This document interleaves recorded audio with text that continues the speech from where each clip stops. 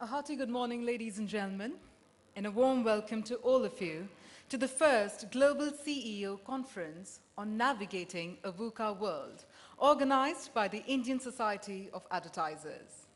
My name is Kavya R. Chavli, and I'm your presenter for the day. This conference, ladies and gentlemen, focuses on the several aspects of VUCA, an acronym for volatility, uncertainty, complexity, and ambiguity that we see in the economic environment around us today. And it is to find solutions as to how, in the economic times that we are in, and how these businesses should run in a VUCA world. The high-power speakers we have today will reflect deeply on the circumstances that we are living in and suggest how businesses should adopt organizational smart practices and emerge winners even in these times. Well, ladies and gentlemen, interestingly, VUCA in the Zulu language means to wake up. So even as we navigate these resilient times, this is also the time to find opportunities to differentiate, as our very eminent speakers will tell you through the day's enriching sessions. The highlight of the conference, ladies and gentlemen, of course, is our keynote speaker, Mr. Paul Polman, CEO of Unilever Global, who will tell us later during the day how responsible business models can help in VUCA times. Well, ladies and gentlemen, the Twitter handle that we would request all of you to follow would be hashtag ISAVUCA.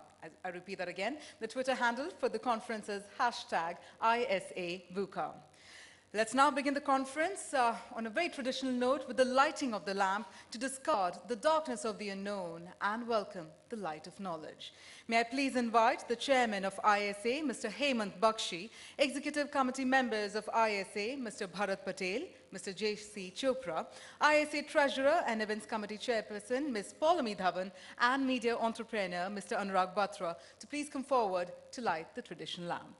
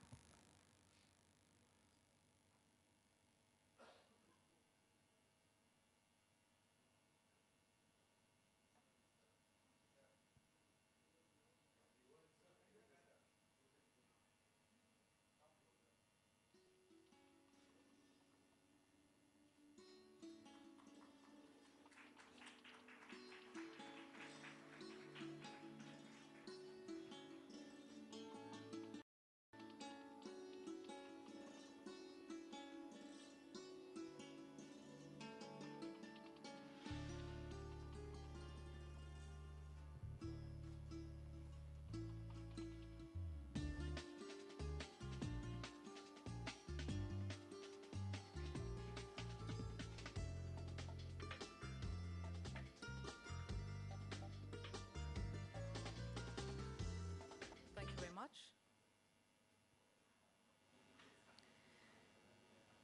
Ladies and gentlemen, may I at this point also point out that our platinum partner for the event is Star India, gold partner Z, silver partners ABP and ABP News, co-partners Nokia, Raymond, Bickerton, Laksha Media, broadcast partner ET Now, social media partner Foxy Moron, PR partner Adfactors, and event partner Encompass, who have helped us put together this conference organized by the ISA in partnership with Exchange for Media Group. Ladies and gentlemen, the ISA is a unique national body, pan-India, for all the advertisers for over 60 years. The members of the ISA contribute to more than two-thirds of India's annual non-government ad spends. The ISA functions as the voice of advertisers with an excellent fraternity relationship with the industry bodies.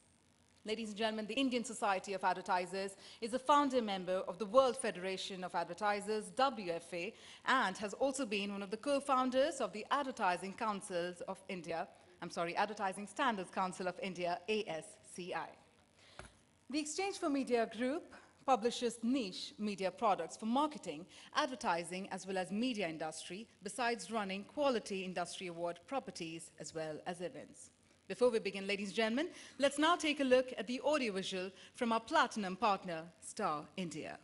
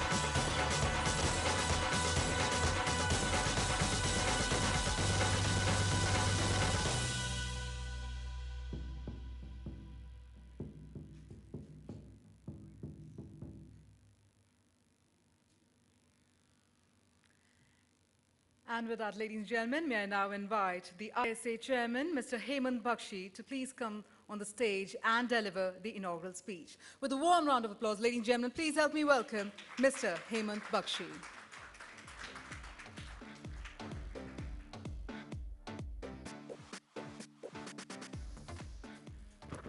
Good morning to all of you, and welcome to the first Global CEO Conference of ISA. Before I begin, I must tell you that this conference is really a culmination of a long-held dream that we in the Executive Council of ISA have had for some time. We were really keen to put together a world-class event, which over a period of time would become an annual feature and would be a marquee event within the Indian marketing and business fraternity. And I'm really glad that all of you are here today. I hope your expectations of the event will be exceeded as you go through the entire day. And as we go forward, you will become advocates for this event. I must start by also thanking all our partners, Star TV, ZTV, ABP, and ABP News, for their support, their input, and guidance as we've tried to put together this event. But above all, I must thank all our speakers today. We really have an inspiring set of speakers, each of them with a very unique, personal, insightful perspective on this topic. And I must also tell you that almost every speaker we've gone to and spoken to, they've very happily agreed to find time in their very, very busy schedules and be here today. And I think we will all learn a lot from them as we go through the day. Indian Society of Advertisers is really the preeminent body of advertisers in the country. It was formed in 1952, 61 years back, with a group of like-minded advertisers at that point in time. Over a period of many years, we now have 160 members who are spread across the length and breadth of the country, and we really represent both small and large advertisers. We've also been fortunate to really have some of the founding fathers of Indian industry who've led this body. To name just a few of them, Mr. Bharat Ram, Mr. Keshav Mahindra, Mr. Haksar, who was the chairman of ITC in the mid-70s, and indeed more recently, Mr. J.C. Chopra, Mr. Bharat Patel, and Mr. Kurush Grant. I'm also delighted that today we have two of our ex-chairmen here in our midst, Mr. Chopra and Mr. Patel. And it's really with their guidance and their support, ISA has been able to put together an event of this kind. I must also tell you that I feel quite honored and privileged to be part of ISA. And in May of this year, I was given the honor of leading ISA, and I really think that it's an honor I really don't deserve. But as we've looked at our mandate for what we need to do as ISA as we go forward, apart from representing the interests of advertisers, whether they are small or large, we also thought that one very important thing which we must do is to pick up certain key issues which the industry faces and try and create a program where we get the best in the industry from across the world to come and share their views with all of us, and we learn from their experiences and their wisdom. And in many ways, this event today is first step in that direction. And the topic which we chose was navigating the VUCA world. And by now, I'm sure you've heard these words being spoken many times: volatile, uncertain, complex, and ambiguous. And most of you, I'm sure, would have a point of view about them as well. I was talking to a few people before the event, and they said, the world's always been like this. Nothing's really changed. People who've done business for a long time have managed this kind of uncertainty. And this is just a more fashionable way of talking about, volatility, uncertainty, and so on and so forth, but we faced it all along. I think that's an important question, and in many ways, I reflected on it, and I also thought about it. And really, is it that we've always had a world which has been very volatile, uncertain, complex, ambiguous, or has something changed more recently? And when I look at it, I truly believe that the rate of change which we are seeing around us now is significantly higher, faster than it's ever been in the past. And I just thought that I'd share with you a couple of trends, couple of instances, which show that the world is indeed changing much faster than it's ever changed in the past. So let's take the first one. It's interesting that it took almost 10,000 years for there to be 1 billion people on the planet. In 1850, they say the population of the world was 1 billion. Then in the next 75 years, by 1925, we added another 1 billion people. And in 1925, the population was 2 billion. But interestingly, the next 1 billion people will be added in just 12 years. So that's the rate of change in the way the population of our planet is growing. And this indeed, in many ways, is a big opportunity for all of us who do business. We market our brands, advertise our brands. This is a large number of new consumers who come into the world. So it's a great opportunity. At the same time, we also know that the resources of the planet are scarce. Being able to manage with the current population is becoming difficult. People say that if people in the D&E world consumed at the same rate as the Americans and the Europeans do, we will need resources of not one planet, but 3 planets. And as we keep adding people, this will become a challenge. So on one hand, a great opportunity, but also at the same time, a challenge which all of us face, which is really the way the population of the planet is growing. I think the second is really the growth of D&E. We can keep talking about it, and there could be periods of time like as we are witnessing right now, where there might be a certain slowdown in our markets and in most of the developing and emerging market. But there is no doubt that the economic center of gravity is shifting towards the south. It is shifting to countries like China, India, Brazil, and so on and so forth. And in some ways, even though we are growing slowly, Europe and the US are growing even slower than us.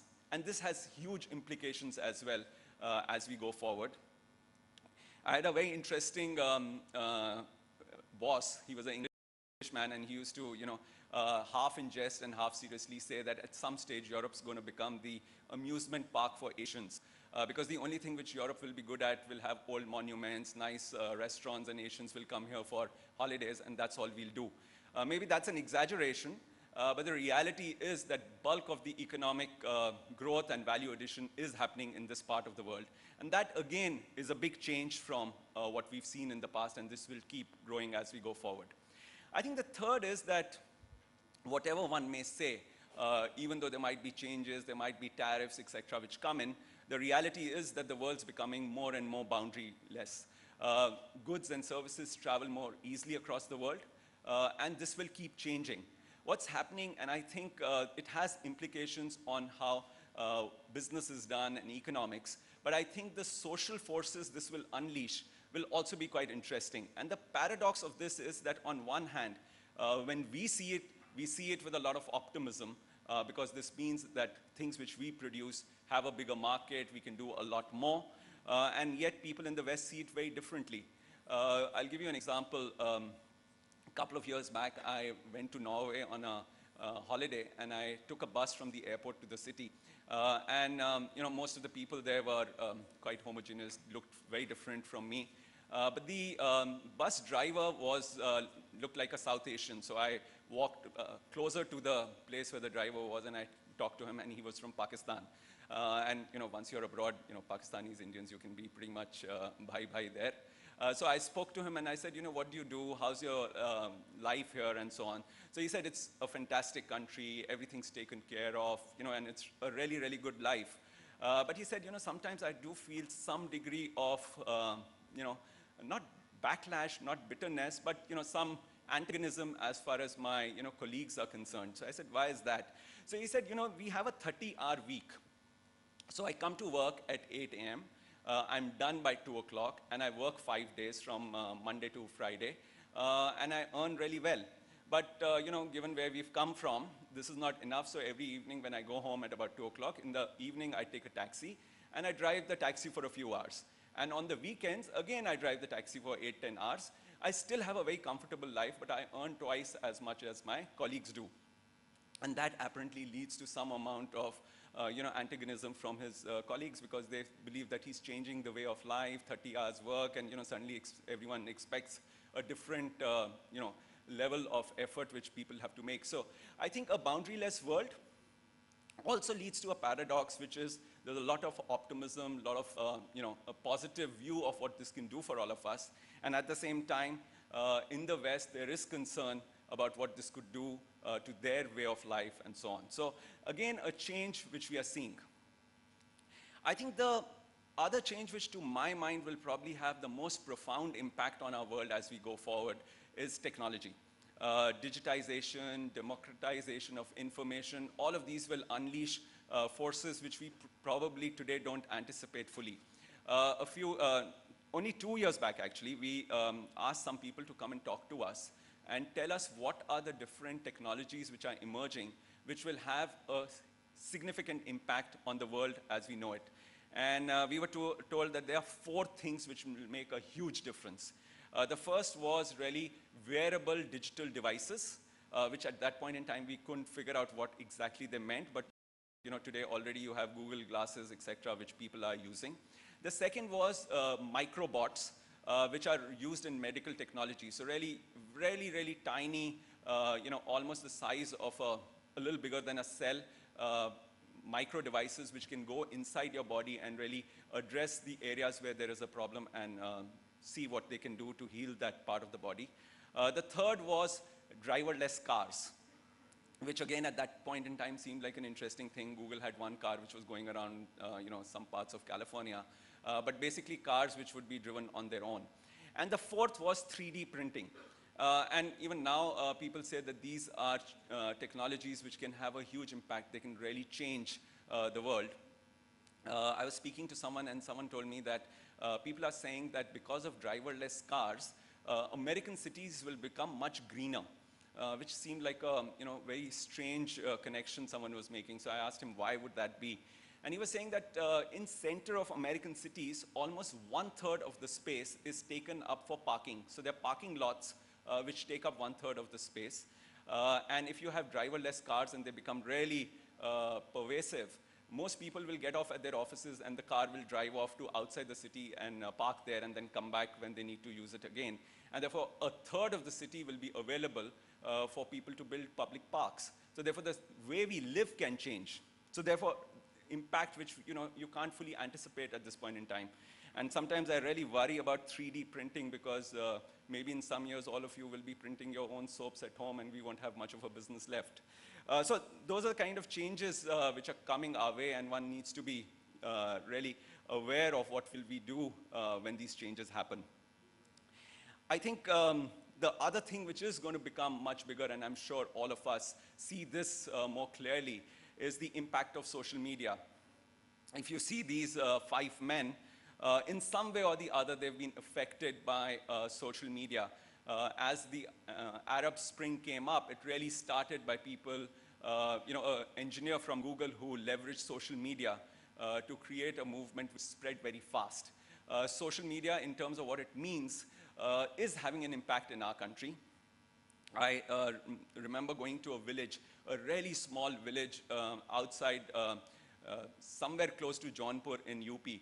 And I went to this village and I met a lady, and she was really, she's about 40 years old. She looked about 50 years old, and she spoke like she was about 60 years old, really talking about how now everything in the future is about her children and so on and so forth. And in that village, most women are confined to a very small space. They hardly move beyond their street or a couple of other streets. So I was talking to her, and her life was around this world. And suddenly she talked to me and said, I saw this Amir Khan movie called Gajni. So I said, what are you talking about? Did you go to a city because there's no theater here? And she showed me that she saw the movie on her mobile phone. She told me that she sends her son to a village close by, and on a USB stick for about 20 rupees, he gets movies which come, he brings back home, and on her mobile phone, she sees those movies. So that's the kind of impact some of these things are having. Some of it is positive, some of it is not positive. For example, the riots in UP a couple of weeks back actually happened because of some MMS videos which went viral and caused a huge amount of had a negative impact in that part of the world. The reality is, whether it's positive or negative, we are just beginning to see the impact of some of the things which a very connected world and social media will do. And indeed, climate change, which is something which is becoming more and more a reality, extreme weather patterns, which we see all around ourselves. If businesses don't start thinking about these issues, don't build sustainability into their business model, it's possible that as we go forward, they may not have a business left. So if you ask me, I think there are changes happening around us, which are significantly different than have happened in the past. The rate of change is much faster than it's ever been before, and I think this is just going to increase. People often confuse VUCA or the VUCA world with a slowdown or a recession. That's actually not the case. The world is going to be more volatile, more uncertain in the future, irrespective of whether things and the situation is good or it's difficult. Irrespective of that, the new normal is for all of us to navigate through a very volatile world. And I think we also, at times, I hear people being very fearful about this volatility, this level of change. The reality is that this is also the biggest opportunity. It's the greatest opportunity for businesses who are willing to consider a new way of working, willing to consider how we can have a point of view on the future despite the change, and really create businesses which will succeed in that uncertain, volatile world. So that's really a backdrop to what I wanted to talk about. I think this conference would be really successful if all of you go out of this room thinking about this, being a little more introspective about your business, and are willing to consider different ways in which we might be able to change what we do and win in the VUCA world. Thank you very much, and I really look forward to spending time with you, and I hope you have a really wonderful and productive day. Thank you very much.